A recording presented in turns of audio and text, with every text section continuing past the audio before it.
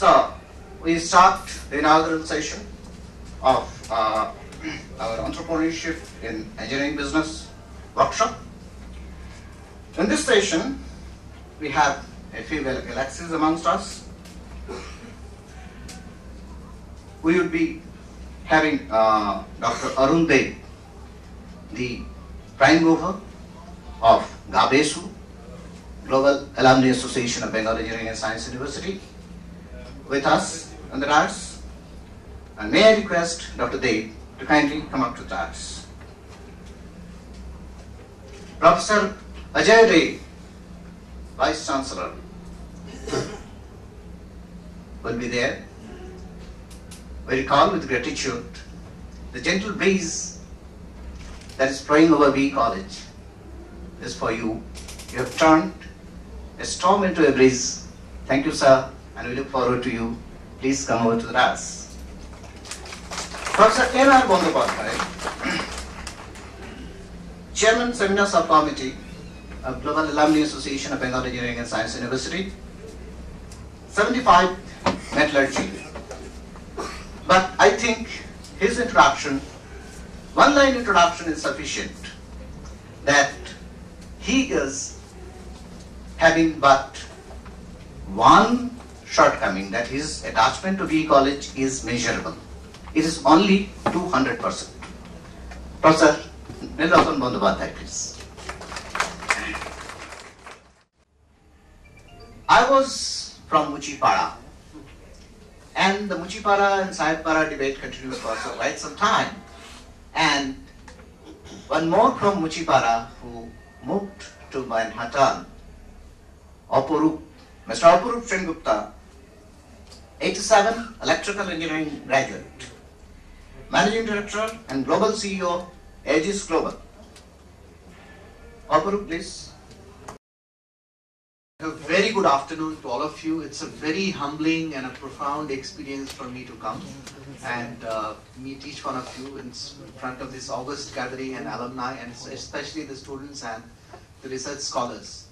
I remember in 1983 I walked through the first gate in this school with a trunk and a hold all, and I was walking past because I was given Hostel 11, which is in Muchipara. Was the destination, and I was supposed to go there, and as I entered from Wolfenden Hall, I heard I. That was a precursor of ragging, and it was also a very joyous. I can't explain that. Every time I walk into this college, you get that feeling of I, and it beckons you wherever you are in the world, and whether you are sitting in Manhattan or whether you are in Costa Rica or in South Africa in Johannesburg. Those things come more and more, and I've suddenly found that the Josh machine after you've left the college continues for about 3-4 years, but 10 years down the line you start going back to your roots, and what Saurabh just rightly said, that whenever you've forgotten everything, what remains is what you have been taught.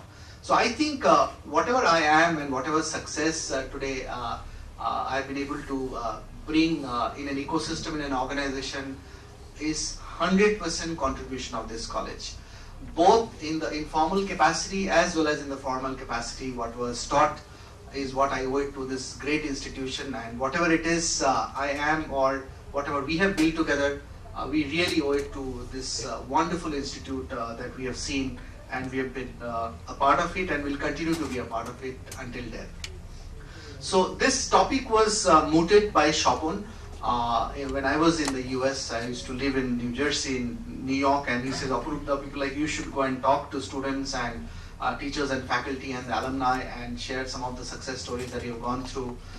So I said, what topic to say? He said, do you want me to talk my journey from Muchipara to Manhattan? He said, yeah, that's a great topic. So I thought I'll take that as an example. However, I thought frankly I would go to Muchipara at best and run a power plant there. But life took me to maybe Manhattan and into the entire world per se. I think when I first entered the college, we used to have this ritual of the then principal doing a welcome address to the students. And I have to acknowledge this profound statement that was made by our then principal, Dr. A.K. Seal, great metallurgist, a wonderful leader and academician.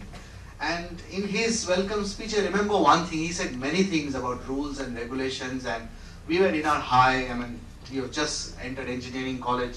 But he said one very profound statement, which still reverberates in my mind personally, is that engineering studies is a lifetime journey.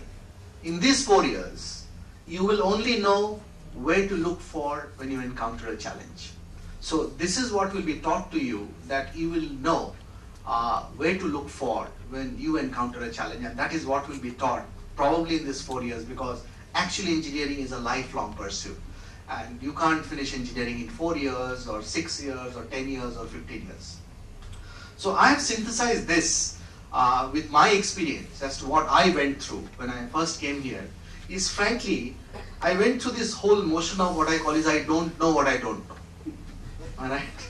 Because see, you studied physics, you studied chemistry, you appeared for joint entrance exam. Actually, I studied biology also, so I went for this combined stuff. So I could have joined Neil Ratan Sarkar Hospital or IIT Kharagpur, civil engineering or electrical in PE college. So that was the choice. And I had a great mentor called Dr. Boral. He says, if you want to study electrical engineering, this is what you love, go and meet Dr. Shankar Sen and take an admission there. So that's what happened. So from there, we started discovering as to what is the reason behind the great things that is happening in the world, and probably I will get a sneak preview of how bridges are built or how missions are run, how a power plant is synchronized and all those kind of stuff.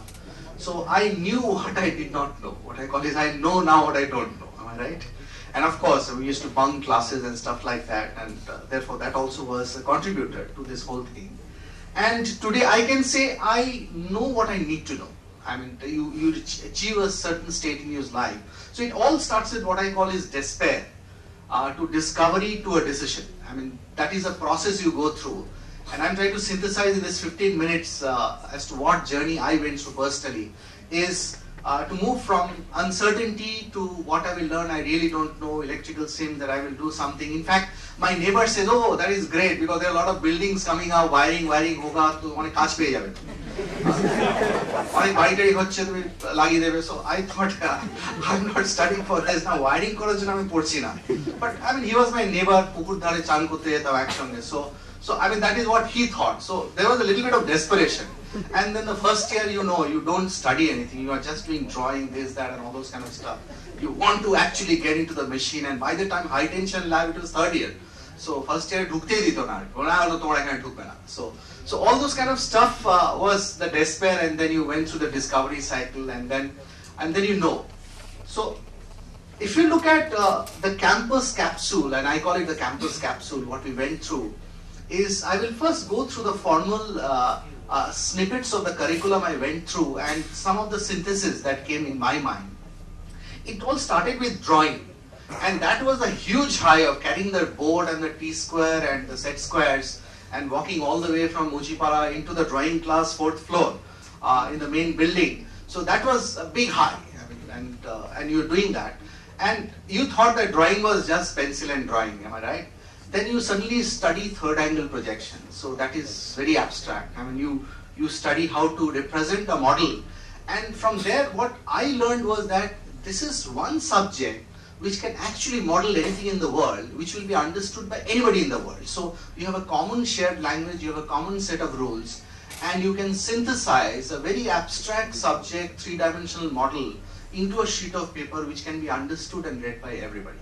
So this was a great learning as to how to build frameworks. So then suddenly the thought of frameworks came in mind. Then you go and go to the next stuff is engineering mechanics. This was more of waking up early in the morning and queuing up in the library. Because Timoshenko Young's book were scarce. And there were 325 students, and I believe about 130 books were available. Otherwise you have to go to Janada and buy it. I don't know whether Janada store exists. So that was something that we had to queue up. That means to know something, you have to really stand in queue. And if you really want to understand engineering mechanics free, as Manuda said, that how to make money out of nothing, am I right? I mean, maybe buy some potatoes or whatever. So that is a learning that you have, that if you have to study engineering mechanics, you start with waking up at 6 in the morning and stand in the library. Then comes mathematics.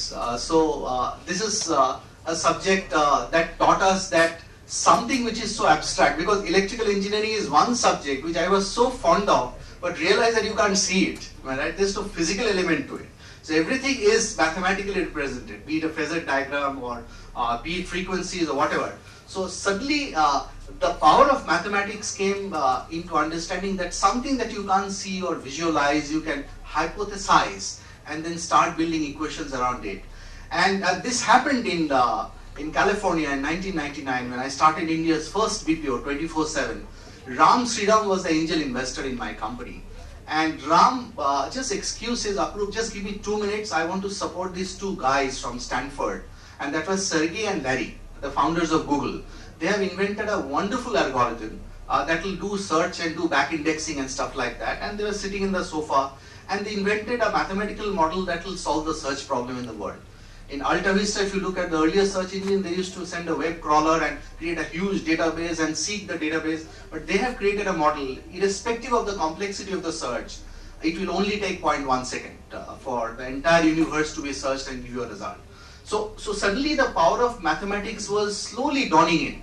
Of course, I am telling you, I was not a great student. I mean, to be very honest, I was not the faculty first and all those kind of stuff. But it gave you some snippets of what to look for and how to look for. So Dr. Seal was coming alive and alive and alive every moment that I was going through. Physics. This was, I would say, a very interesting subject which apparently was ignored because you have not taken admission in Presidency College. So this is something you have to ignore, because somebody who's dreaming how apples fall and why it falls, I mean, it is not important for you to know. So you rather go into the application area. But you have to go through, it was a curriculum that you have to go through. And me and Indranil Shannal, my roommate, we decided that we will do the real experiment on the Wheatstone Bridge, because since we are studying electrical engineering, let's do that. And there was a parallel track which we realized in B college, that there was a chotha that was available which had the readings which you had to carry it in your pocket. You fake you are doing the experiment, but ultimately write that as a result. So we said that we will deviate, which he said is break all rules. So me and Indranil, we broke the rules. People actually finished the lab in 20 minutes and went to the canteen. We sincerely worked hard and came up with the results. And we did not take that chotha. And the professor says, boss, you have to repeat this. So honestly, I'm telling you, I followed the engineering instruction and the principle of Wheatstone Bridge of measuring resistance. I did it. Me and Indranil, we did it. So either the lab is not calibrated or the ampere meter is not calibrated or the chotha was right in some point in time. But somehow we again came back the next day, faked it and then presented the chotha and we got our marks. So therefore we learned that at times you have to work smarter and not work harder if you have to get a score. But that gives you a learning that it is important for you to try both routes and figure out what works and what does not work. Then came electrical sciences. This was one subject where we learned a lot. We had some of the finest professors, but this is some subject which I still call it the invisible science, because you can't see electricity, you can't feel it, you can't touch it, you have to use instruments to study that. So abstraction was something that was very clear, and many a times you will find that engineering minds are actually potentially great leaders because they can abstract. They can take a physical construct and actually build an abstraction layer and build frameworks, and that comes very, very handy. Many of you are not aware that you have this power within you to articulate something which is in the very abstract domain. Then came thermodynamics.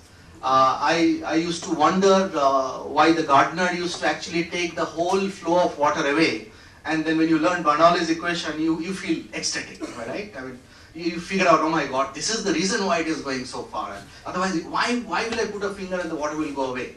So you feel good, am I right? So suddenly a theory which is repeatable, which is not accidental, and you can apply that and it's repeatable. So all those kind of stuff basically came into mind. Then of course enthalpy, entropy, we dived into it. Electronics, transistor. Frankly, in 3 months I couldn't figure out what it is. I mean, it took me 3 months, then I actually mugged it. Am I right? If you take an NPN or a PNP transistor or whatever, so went through that whole 9 yards. Power systems.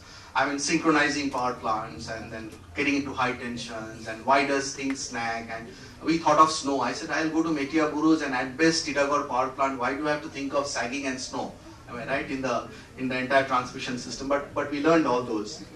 And then we started understanding computer algorithm, because computer algorithm is like Tirupati temple. We had a Fortran 4 machine, TDC 316. You have to stand in queue, you have to actually give a little bit of oil to the professors to gain entry into that air-conditioned room, which was debarred to electrical engineering students. Only comp science guys could go there.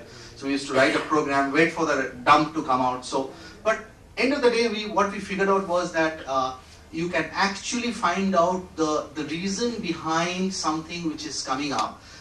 That multiplication is nothing but repetitive addition is something which suddenly dawned on you, and you can write an algorithm and you can create variables and stuff like that. So all those things came into your mind. See, I'm giving you the curriculum, but I'm trying to relate them as to how it can be applied into various facets of your life. Then came wearing a tie, actually, right? In 4th year, this was something which almost became a formal instruction, that you have to wear a tie and you have to double knot, single knot, length, height, this, that and all.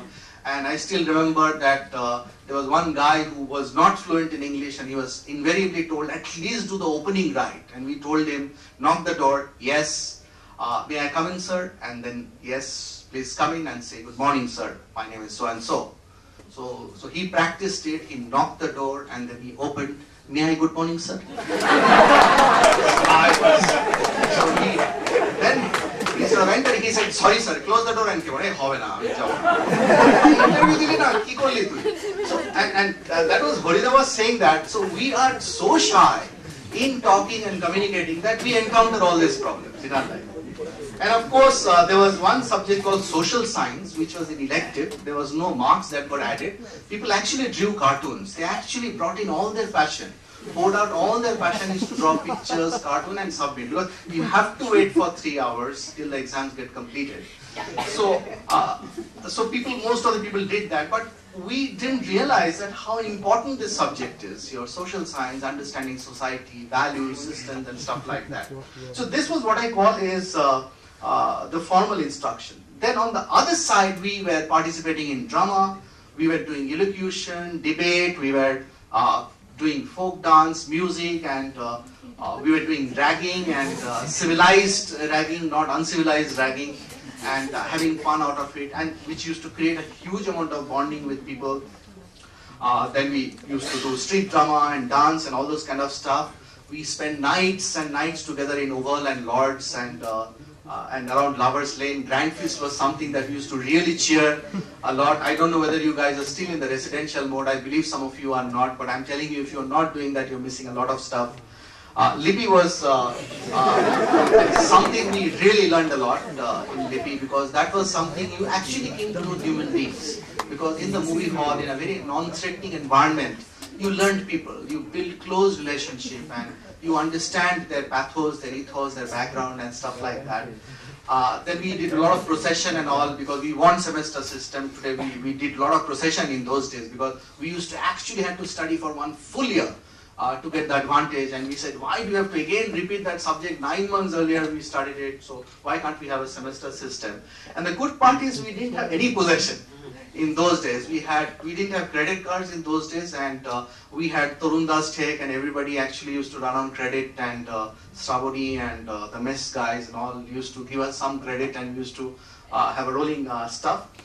But one thing was common, we had a huge pride and passion. Whenever we used to go home, whenever we used to come out of the college, we had this whole sense of B college, now it's called BESU, B college pride. And so that pride and passion in these 4 years that happened, what I call is this head and heart, got combined, and we came out as souls out of this great institution. Now when you come out of these souls, you traverse your journey, and as Niluda said, it's Antorer Perona. I will extend this entrepreneurship in a very, very different way, and if you just do a search on Wikipedia, you will find that entrepreneurship actually is a French word. It has nothing to do with whether you're starting a business or not. It means somebody who takes an endeavor.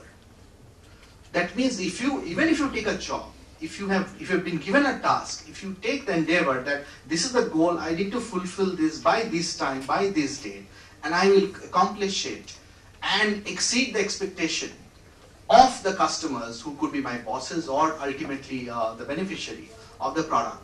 you are an entrepreneur. So the seed of entrepreneurship is sown as long as you believe that I will take this endeavor and I will find out within those quadrants that Harida has rightly pointed out as to where is my calling, and I will focus on this. Maybe I want to become this. Maybe my calling is a creator, or my calling is a lord, or my calling is a star or a mechanic, whatever. And I will go and do that. You will find that you are progressing towards the life of being an entrepreneur. So it is not necessary that you have to start a business. It is important that you should have the endeavor to become one of the finest leaders of the world. And I'm going beyond just West Bengal, beyond just Howrah, and beyond India, that you should become a global leader, and each one of you have the possibility of doing that. So to quickly give you some idea of what it takes to be an entrepreneur, it all starts with ambition. Most of the time you will find that it is a Bengali construct that the level of ambition is very less, because we are very contented and fulfilled soul. I mean, as long as Majbhat and Marxbad is there, maybe people are contented. I really don't know. I mean, so, but you have to have ambition. That I want to do, kuch karke dikhana hai. I want to go and conquer the world, and I want to prove it to the world that I would like to do this. And of course, I told you the new meaning of entrepreneur is you should take endeavors and whatever you want to do. A very refined view of the future, and this is what I think Manuda was saying, the long ranger, that means seeing miles ahead. I mean, what pain are you solving? I mean, how are you solving that problem? Who will buy that? How many will buy it? And what price will he pay? As long as you have that understanding and a very refined view of the future, you will find that world is in your hand. And you need to have an A team. If you talk to any venture capitalist in the Silicon Valley, they always say it is better to have a B plan with an A team than an A plan with a B team. It is very important. And the team has to be constituted, which is a combination of the creators and the stars and the lords, and find out what you're not good at. I don't understand accounts. This guy is great in accounts. Bring him on. And build a team and create an enterprise and an ecosystem. And a wing-to-wing view. This is called helicoptering. As leaders, you have to immediately go, as Saurabh was rightly saying, that you have to go up and see what is the lay of the land and the contours that is available, and how will my value proposition make sense. And that is true whenever you're teaching, or when you are actually learning, or when you're going ahead and stuff like that. And last but not the least, this idea to action journey in any endeavor or entrepreneurship is not a static plan. You can't just have a rigid plan and say, you know what, this is it, otherwise it will not work. You should have the flexibility and the ability to recast the plan and say that I will change this. Which means that if I have a curriculum, that this is what it is, I will just broadcast it for 1 year. No. Maybe the students in the first session says, you know what, sir, this is not working out. Go back to your curriculum and change it. And finally, a willingness to fail and lose. When I started my entrepreneurial journey, which is business, I was an entrepreneur from the very beginning, I would say, and each one of you are and can be. I said that the bottom of the pit is another job. So always have this confidence that you can fail, and there is no harm in failing, and you should have the ability to fail. And of course, you need a little bit of lady luck. I don't deny that. I mean, 99% is perseverance, 1% you need luck. So this is the last slide, and I always wanted to do something which is an equation, especially in an engineering gathering, as to what is tomorrow's world. If you look at tomorrow's world, I call it tomorrow's world is a world full of expectation.